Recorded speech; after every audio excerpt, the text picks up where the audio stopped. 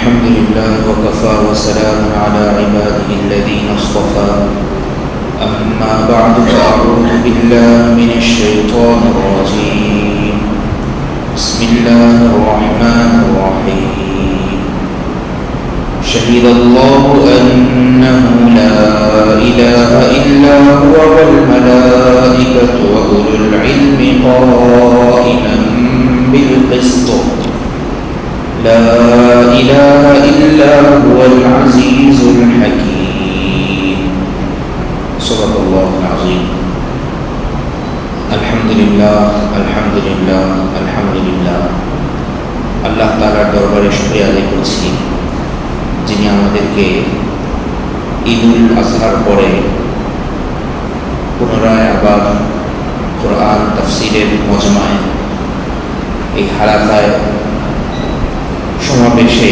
অংশগ্রহণের তৌফিক দান করেছেন। আলহামদুলিল্লাহ। কোরআন মাজিদ আল্লাহ রাব্বুল আলামিনের কিতাব। আল্লাহ তাআলা এই কোরআন মাজিদে আমার আপনার সাথে কথা বলেছেন। এই কথাগুলো ধারণ করতে পারা, বোঝার জন্য চেষ্টা করা, এটা অনেক বড় সৌভাগ্যের বিষয়। যিনি আমার প্রকৃত মালিক, যিনি আমার স্রষ্টা, যিনি আমাকে প্রতিনিয়ত লালন পালন করছেন, রিজিক প্রদান করছেন, তিনি এই কোরআনের আমার সাথে কথোপকথন করতে চাচ্ছেন। কিন্তু আমি এই বিষয়ে উদাসীন, গাফিল। তো কেমন অকৃতজ্ঞ বান্দা হলাম আমি। একদিক দিয়ে আল্লাহ রাব্বুল আলামিন আমাকে যাবতীয় নিয়ামত দান করছেন, আবার কোন পথে চললে আমার জন্য কল্যাণ ও ভালাই সেটা বলে দিচ্ছেন। সাথে সাথে আল্লাহ রাব্বুল আলামিন বিভিন্ন জায়গায় আহ্বানও জানিয়েছেন যে কোরআনকে তো আমি সহজ করেছি, তোমাদের মধ্যে কেউ কি আছে যে একটু উপদেশ গ্রহণ করবে? তো এত এত অনুগ্রহ সত্ত্বেও আমি আপনি গাফিল থাকি, অসচেতন থাকি। এটা হওয়া উচিত না। আল্লাহ রাব্বুল আলামিন কোরআনের সাথে আমাদেরকে লেগে থাকার তৌফিক দান করেন। কোরআনকে বুকে ধারণ করা, তেলাওয়াত করা, একে বোঝার জন্য সময় ব্যয় করার তৌফিক আল্লাহ সুবহানাহু ওয়া তাআলা আমাদের সবাইকে দান করেন। আজকে আমরা সূরা আলে ইমরানের 18 নম্বর আয়াতের তেলাওয়াত শুনলাম। এই আয়াতে আল্লাহ রাব্বুল আলামিন নিজেই তার একত্ববাদের কথা বলেছেন, সাক্ষী দিয়েছেন। আল্লাহ তাআলা ইরশাদ করছেন, শাহিদাল্লাহু আন্নাহু লা ইলাহা ইল্লাহু। আল্লাহ তাআলা সাক্ষ্য দিচ্ছেন এই মর্মে যে তিনি ছাড়া ইবাদতের উপযুক্ত আর কেউ নাই। মানুষের ক্ষেত্রে সাধারণত যে সকল গুণগুলো ব্যবহার হয়, ক্রিয়াগুলো ব্যবহার হয়, সেই ক্রিয়া বা গুণ যদি আল্লাহ সুবহানাহু ওয়া তাআলার শানে ব্যবহার হয়, তাহলে মূলনীতি হচ্ছে সেই ক্রিয়ার বা গুণের চূড়ান্ত যেই উদ্দেশ্য, অর্থ, সেটি মুরাদ নেওয়া হয়, সেটি আল্লাহ তাআলার ক্ষেত্রে প্রযোজ্য হয়। উদাহরণ দিলে আমরা বিষয়টি আরেকটু পরিষ্কারভাবে বুঝতে পারব।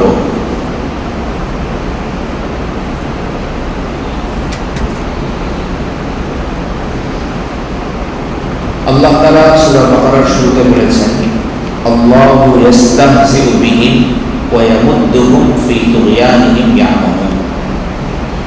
যারা কাফের, মুশরিক এবং মুনাফিক, আল্লাহ রাব্বুল আলামিন তাদের ঠাট্টা এবং তাদের উপহাস উপহাসমূলক কাজকর্মের বিপরীতে কাফের, মুশরিক এবং মুনাফিকদের সাথেও আল্লাহ তাআলা ঠাট্টা করেন, বিদ্রুপ করেন।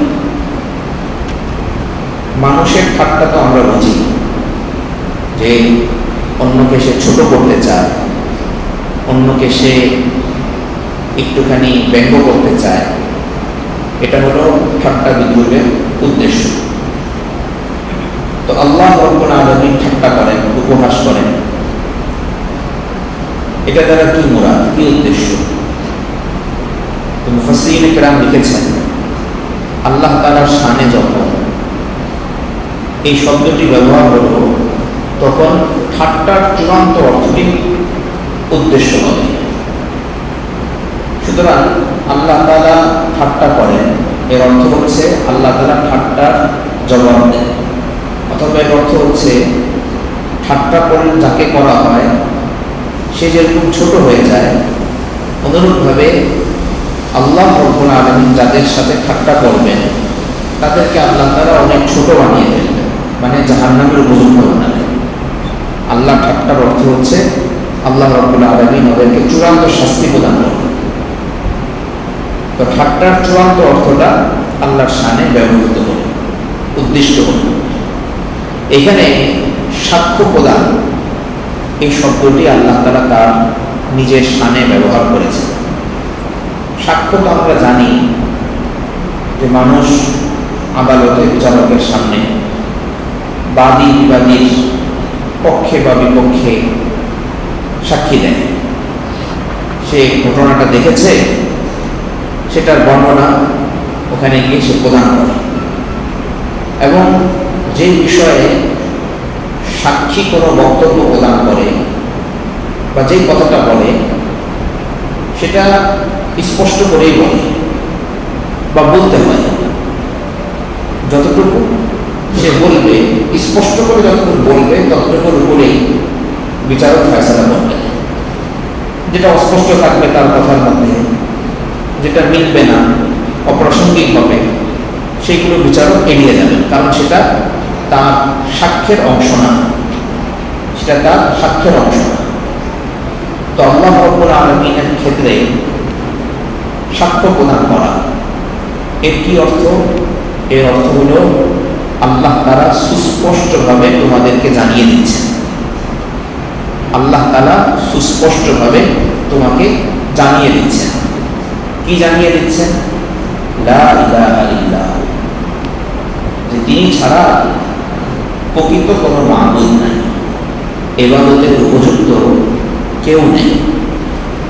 এটা আল্লাহ তাআলা আমাকে আপনাকে একেবারে খুলে খুলে বলে দেবেন। ইবাদত যদি করতে হয় তাহলে একমাত্র তারই করা যাবে। ইবাদত কাকে বলে? ইবাদত বলা হয় চূড়ান্ত পর্যায়ে আনুগত্য প্রকাশ করা। চূড়ান্ত পর্যায়ে আনুগত্য প্রকাশ করাকে বলা হয় ইবাদত। আরবিতে ইবাদত শব্দের তর্জমা করা হয় আত-তাযাল্লুল, যালিল হওয়া, মানে চূড়ান্ত পর্যায়ে নিজেকে সামনের সত্তার সামনে সমর্পণ করে দেওয়া। তিনি যেভাবে বলবেন আমি সেভাবেই চলব, এর বাইরে আমার নিজের মর্জি বা খুশি কোনো কিছুই আমি প্রয়োগ করব না। এটা হলো ইবাদত। তো আল্লাহ তাআলা কি বলছেন? আল্লাহ তাআলা বলছেন যে তিনি ছাড়া, আল্লাহ ছাড়া ইবাদতের উপযুক্ত আর কেউ নেই। ইবাদত করতে হবে একমাত্র তাকে, তার সামনেই মাথা নত করতে হবে, তার কাছেই দোয়া করতে হবে। তো এই ছাড়া কারো সামনে চূড়ান্ত পর্যায়ে মাথা নত করা যাবে না, দোয়া করা যাবে না। আল্লাহ তাআলার কাছেই দোয়া করতে হবে, যে শিক্ষাটা আল্লাহ তাআলা আমাদেরকে সূরা ফাতিহার শুরুতে দিয়েছেন, ইয়্যাকা না'বুদু ওয়া ইয়্যাকা নাস্তাঈন। আল্লাহ তোমারই ইবাদত করি, এবং ইবাদতের বিরাট বড় একটি প্রকাশ ক্ষেত্র হচ্ছে দোয়া করা। এজন্য তোমার কাছেই আমরা চাই। ইয়্যাকা নাস্তাঈন এর অর্থ হলো তোমার কাছেই চাই, অন্য কারোর কাছে চাই না। তোমার কাছেই চাই, অন্য কারোর কাছে চাই না। তো আল্লাহ ছাড়া ইবাদতের উপযুক্ত আর কোনো উপাস্য নাই, মাহবুদ নাই, আর কোনো সত্তা নাই। এই কথাটার সাক্ষী আল্লাহ রাব্বুল আলামিন নিজেই। আল্লাহ তাআলা এই কথাটা স্পষ্ট রূপে আমাকে আপনাকে জানিয়ে দিয়েছেন। এই কথাটা আল্লাহ তাআলার সাথে সাথে আর কে আমাদেরকে জানিয়েছেন, এই বিষয়ে সাক্ষী আর কে দিয়েছেন? আল্লাহ তাআলা বলছেন ওয়াল মালাইকা, ফেরেশতাদের সংখ্যা কত সেটা আল্লাহ রাব্বুল আলামিনই ভালো জানেন। একটি হাদিসে এসেছে রাসূল করিম সাল্লাল্লাহু আলাইহি ওয়াসাল্লাম বলেন যে বাইতুল্লাহ কাবা শরীফ বরাবর ফেরেশতাদের তওয়াফ করার জন্য উপরে বাইতুল মামুর নামক একটি ঘর আছে। ওই ঘরে পাশ দিয়ে প্রতিদিন 70,000 ফেরেশতারা তওয়াফ করে। এই ফেরেশতারা জীবনে একবারই তওয়াফ করার চান্স পান, সুযোগ পান। দ্বিতীয়বার তাদের আর তওয়াফ করার সুযোগ নেই। তো এটা একেবারে সৃষ্টির সূচনা লগ্ন থেকে, যখন থেকে ফেরেশতাদেরকে সৃষ্টি করা হয়েছে তখন থেকে এই ধারা চলছে। মানে 70,000 দিনে একবার সুযোগ পাবে, মানে জীবনে একবারে সৃষ্টির সূচনা লগ্ন থেকে নিয়ে শেষ পর্যন্ত যতদিন পর্যন্ত চলবে আল্লাহ তাআলার এই নিজাম নিয়ম, ততদিন পর্যন্ত একবার সুযোগ পায়। অন্য আরেকটা হাদিসের মধ্যে আছে যে প্রতি আসমানে এত এত ফেরেশতা আল্লাহ তাআলা সৃষ্টি করেছেন যে আসমানগুলো টপ টপ করে আওয়াজ হতে থাকে ফেরেশতাদের হারে। সেই আওয়াজের কাইফিয়াত, বাস্তবতা কেমন, ধরন কেমন, সেটা আমরা জানি না। আল্লাহ এবং তার রাসূল আমাদেরকে এই শব্দগুলো বলেছেন, আমরা বাস এটার উপরেই বিশ্বাস রাখি, ঈমান রাখি। এর অতিরিক্ত তথ্য অনুসন্ধান করা আমাদের কাজ না। যতটুকু বলা হয়েছে ততটুকুতে আমরা বিশ্বাস করি। তো আল্লাহ রাব্বুল আলামিন আমাদেরকে স্পষ্ট করে জানিয়ে দিয়েছেন তিনি ছাড়া আর কোনো ইবাদতের উপযুক্ত কোনো সত্তা নাই, এবং এই বিষয়ে সাক্ষী ফেরেশতারাও দিয়েছে। তৃতীয় সাক্ষী কারা? ওয়া উলুল ইলম, ইলমের অধিকারী ব্যক্তিবর্গ, যাদের কাছে কোরআন এবং সুন্নাহর ইলম আছে, যাদের কাছে আল্লাহ রাব্বুল আলামিন প্রকৃতির এমন ইলম দান করেছেন যে ইলমের কল্যাণে তারা এই মর্মে সাক্ষ্য প্রদান করতে বাধ্য হয় যে আল্লাহ ছাড়া কোনো ইলাহ নাই। তিনি কোরআন সুন্নাহর আলেম হতে পারেন, এবং কোরআন সুন্নাহর বাইরে আল্লাহ রাব্বুল আলামিন আরো যত আয়াত সৃষ্টি করেছেন। কোরআন সুন্নাহ এটা তো একটা আয়াত, নিদর্শন। এটাকে বলা হয় আয়াতে কোরআনিয়া, কোরআন ভিত্তিক আয়াত। আল্লাহ তাআলার আরেকটা আয়াত হচ্ছে আয়াতে কাউনিয়া। জগতে আল্লাহ রাব্বুল আলামিন যে সকল নিদর্শন ছড়িয়ে ছিটিয়ে রেখেছে সেগুলো, তো সেগুলো একজন চিকিৎসক, একজন প্রকৌশলী, একজন কৃষক অথবা অন্য যে কোনো পেশাজীবী ওই সকল নিদর্শনগুলো দেখে যদি এই তথ্য পর্যন্ত পৌঁছতে পারে যে আল্লাহ ছাড়া আসলে কোনো ইলাহ নেই। আমি কোনো জিনিস নিয়ে আমি একজন ডাক্তার একজন রোগীর পেট কেটেছি, দুনিয়ার সমস্ত নিয়ম কানুন অনুযায়ী এই ব্যক্তির মরে যাওয়ার কথা। ডাক্তারও নিশ্চিত যে এই ব্যক্তি আর ফিরবে না, এই ব্যক্তি আর ফিরবে না। এই নিশ্চয়তা সহ সে আবার সেলাই করেছে, বন্ধ করেছে, অপারেশন করে শেষ করেছে। দেখা গেল যে এই ব্যক্তি বেঁচে আছে, দিব্যি চলছে। ডাক্তার তখন বলতে বাধ্য হয় যে কিভাবে বেঁচে গেল, আমাদের ডাক্তারি বিদ্যা অনুযায়ী বাঁচার কথা না, চলছে 10-20 বছর বেঁচে চলছে। তো এই বিষয়গুলো চিকিৎসা পেশায় থাকার সময় এই বিষয়গুলো যদি তাকে ভাবায় এবং এই ফলাফলে নিয়ে যায় যে আল্লাহ ছাড়া আর কোনো ইলাহ নাই, তাহলে ওই চিকিৎসক এই উলুল ইলমের অন্তর্ভুক্ত, এই এলেম বলাদের অন্তর্ভুক্ত। একজন খুব বিখ্যাত তাফসীর কারক গত হয়েছে, নাম হচ্ছে জারুল্লাহ জামাখশারী। তো তার তাফসীরের মধ্যে তিনি এই আয়াতের অধীনে লিখেছেন, কাশফ তার তাফসীরের নাম, যে আল্লাহ রাব্বুল আলামিন এখানে জ্ঞানওয়ালা ব্যক্তিদের মর্যাদা বাড়িয়ে দিয়েছে, মর্যাদার কথা বলেছে। কিভাবে? প্রথমে আল্লাহ তাআলা বললেন তিনি ছাড়া কোনো ইলাহ নাই, এই মর্মে সাক্ষী দেন আল্লাহ নিজেই। দ্বিতীয়ত সাক্ষী দেয় কারা? ফেরেশতারা।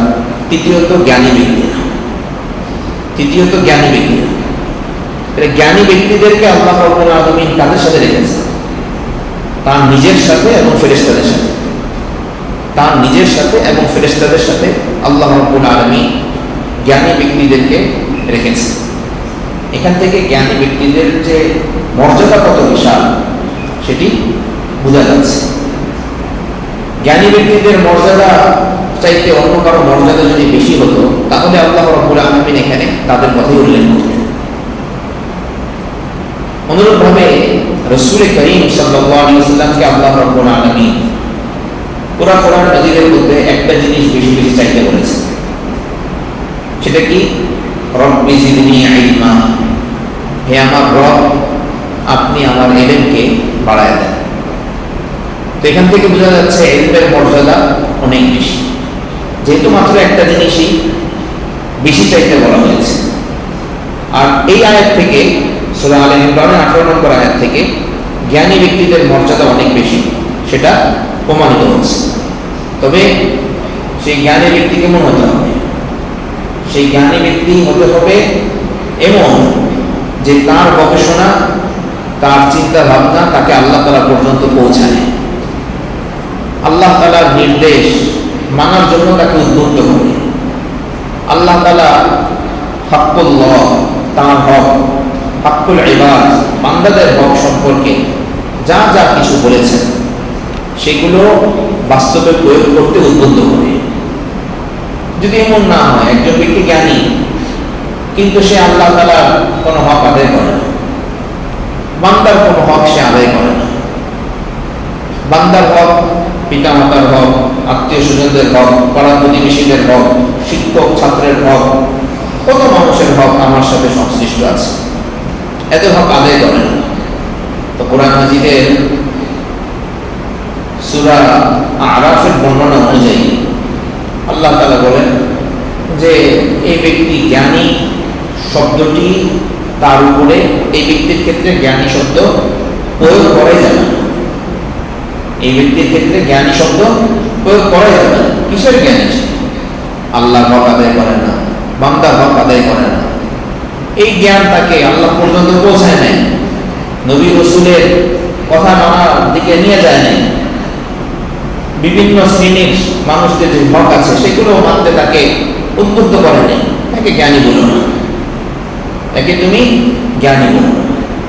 শব্দ তো সেখানে অনেক কঠিন, আমরা সেই শব্দ শুনলে খারাপ লাগতে পারে, কিন্তু আল্লাহ তাআলা আমাদেরকে বলেছেন সতর্ক হওয়ার। কি বলেন আল্লাহ তাআলা? ওয়াতলু আলাইহিম আয়াতিল্লাযী আয়াতিনা ফানসালাখা মিনহা ফাআতবা'াহু আশ-শাইতান ফাকানা মিনাল গাওয়িন। আয়াতটি আমরা দেখে পড়ছি, সূরা আরাফের 175 নম্বর আয়াত। ওয়াতলু আলাইহিম নাবা'আল্লাযী আতাইনাহু আয়াতিনা, আপনি মানুষকে তাদের কথা বলে শোনা, ওই ব্যক্তির কথা মানুষকে বলে শোনা যাকে আমি আমার নিদর্শনাবলী দিয়েছিলাম, যাকে আমি জ্ঞান দিয়েছিলাম। ফানসালাখা মিনহা, কিন্তু সেই জ্ঞান থেকে সে খসে পড়েছে। শব্দটা আল্লাহ তাআলা খুব চমৎকার ব্যবহার করেছেন। ফানসালাখা মানে খসে পড়েছে। জ্ঞানের সাথে তো লেগে থাকার দরকার, কিন্তু সে পিছল খেয়ে অন্যদিকে চলে গেছে। ফাআতবা'াহু আশ-শাইতান, যখন সে জ্ঞান থেকে খসে পড়লো শয়তান তাকে পেয়ে বসলো। ফাকানা মিনাল গাওয়িন, এক পর্যায়ে সে পথভ্রষ্ট হয়ে গেল। ওয়ালাউ শি'না লারাফা'নাহু বিহা, আমি আল্লাহ চাইলে এই ব্যক্তিটাকে এই যাকে আমি ইলম দিয়েছিলাম, আমার নিদর্শনাবলী দিয়েছিলাম, আমার নিদর্শনাবলীর মাধ্যমে তাকে অনেক উপরে উঠাতে পারতাম, তাকে মর্যাদার আসনে বসাতে পারতাম। ওয়ালাকিন্নাহু আসলাদা ইলাল আরদ, কিন্তু এই দুর্ভাগা সে মাটি এবং নিচু জিনিসের দিকে নিজেকে নিয়ে গেছে। ওয়াত্তাবা হাওয়া, এবং প্রবৃত্তির অনুসরণ করেছে, মন যেটা চায় সেটার অনুসরণ সে করেছে, আল্লাহ যেটা চান সেটার অনুসরণ সে করেনি। ফামাসালুহু কামাসালিল কালব, এই যে যাকে আমি জ্ঞান দিয়েছিলাম, আমার নিদর্শনাবলী দিয়েছিলাম, সে যেহেতু আমার নিদর্শনাবলী এবং জ্ঞানের প্রতি বিভ্রান্তি দেখালো, এর হক যেহেতু সে আদায় করল না, এখন তার উদাহরণ হচ্ছে কুকুরের ন্যায়। এই ব্যক্তি কুকুর তুল্য। ইন তাহমিল আলাইহি ইয়ালহাদ আও তাতরুকহু ইয়ালহাদ, কুকুরের অবস্থাও এরকম যে বোঝা দিলেও সে হাঁপাবে, আর বোঝা না দিলেও সে হাঁপাতে থাকবে। যালিকা মাসালুল কওমিল লাযীনা কাযযাবু বিআয়াতিনা, এই যে উদাহরণটা তোমাদেরকে আমি বললাম, এই উদাহরণটা হচ্ছে ওই সম্প্রদায়ের উদাহরণ যারা আমার আয়াতসমূহকে মিথ্যা প্রতিপন্ন করেছে। ফাকসুসুল কাসাস, হে নবী, হে কোরআন পাঠক, তুমি এই গল্পগুলো মানুষকে শোনাও। লাআল্লাহুম ইয়াতাফাক্কারুন, মানুষ হয়তো চিন্তা ভাবনা করবে, একটু চিন্তা ভাবনা করবে যে আমাকে আল্লাহ তাআলা যে জ্ঞান দিয়েছেন এটা দিয়ে আমি কি করছি, এর হককে আমি আদায় করছি কিনা। জ্ঞান তো খুব ধারণা জিনিস, সব দিক দিয়ে সেটা ধারণা জিনিস। হয় সেটা আমাকে আলোকিত করবে, অথবা আমাকে সেটা চালিয়ে দিবে। হয় আমাকে আলোকিত করবে অথবা জ্বালিয়ে দিবে। তো এই জন্য জ্ঞান আল্লাহ তাআলা আমাকে যতটুকু দিয়েছেন, যদি দিয়ে থাকে তাহলে এটার খুব মূল্যায়ন করা চাই এবং এর হক আদায় করা চাই। আল্লাহ হক আদায় করা, বান্দাদের হক আদায় করা। তো এখানে যে উল্লেখ সূরা আলে ইমরানের 18 নম্বর আয়াতে যে জ্ঞানী ব্যক্তিদের কথা বলা হলো, তারা হচ্ছেন ইলমের হক যারা আদায় করে। আল্লাহ ইলমের হক আদায়ের অর্থ হচ্ছে আল্লাহ হক আদায় করে দেওয়া, মানুষের হক আদায় করে দেওয়া। কাইমান বিল কিসত, আল্লাহ রাব্বুল আলামিন তার একত্ববাদের যেই বর্ণনাটি আমাদেরকে দিয়েছেন, এই বর্ণনাটি তিনি দিয়েছেন ইনসাফের উপরে প্রতিষ্ঠিত থেকে। ইনসাফের উপরে প্রতিষ্ঠিত থেকে। আল্লাহর ক্ষেত্রে আবার এই বিষয়টি আলাদা করে বলা কি দরকার যে তিনি এই কথাটি ইনসাফের উপরে প্রতিষ্ঠিত থেকে বলছেন? বলা দরকার এজন্য যাতে করে আমার আপনার ইয়াকিনটা বৃদ্ধি পায়। কোন মালিক যিনি সবসময় তার কর্মচারীদের সাথে সত্য কথাই বলেন, তো উনি খুব গুরুত্বের সাথে একটা কথা বোঝানোর জন্য বললেন যে দেখো, আমি কিন্তু এটা সত্য বলছি তোমাদেরকে। সত্য বললেন, একজন সত্যবাদী বলেই আমরা চিনি তাকে। আলাদা করে যখন বলেন যেটা আমি সত্য তোমাদেরকে বলছি, ইনসাফের সাথে তোমাদেরকে বলছি, তখন সেই কথাটার মধ্যে সেই কথাটার গুরুত্ব আরো বৃদ্ধি পায়। এখানে আল্লাহ তাআলা কথাটির লা ইলাহা ইল্লাল্লাহ এই কথাটির গুরুত্ব বোঝানোর জন্য কাইমান বিল কিসত, ইনসাফের উপরে প্রতিষ্ঠিত থেকে যে আল্লাহ তাআলা এই কথাটা বলছেন, এটা গুরুত্ব বৃদ্ধির জন্য বললেন। এখন পিছনের এই কথাটাকে আবার গুটিয়ে ফেলা হচ্ছে, আবার ফলাফল আকারে অল্প কথায় আবার বলা হচ্ছে লা ইলাহা ইল্লা হুয়াল আজিজুল হাকীম। আল্লাহ ছাড়া কোনো ইলাহ নেই, আল্লাহ ছাড়া ইবাদতের উপযুক্ত আর কোনো সত্তা নেই। তিনি সবচাইতে বেশি সম্মানের অধিকারী, আল আজিজ, তিনি সবচাইতে বেশি পরাক্রমশালী। আজিজ দুটো অর্থই হয়, সম্মানের অর্থ হয়, আবার পরাক্রমশালী, ক্ষমতা, এই দুটো অর্থে আজিজের তর্জমা করা যায়। আল হাকীম, তিনি প্রজ্ঞার অধিকারী। তার কথা, তার কাজ, তার সৃষ্টি, তার সমস্ত কিছুর ক্ষেত্রে আল্লাহ রাব্বুল আলামিন প্রজ্ঞাময়। আল্লাহ তাআলা আমাদেরকে এই আয়াতের আলোকে নিজেদের জীবনটাকে নিয়ে ভাবার তৌফিক দান করেন।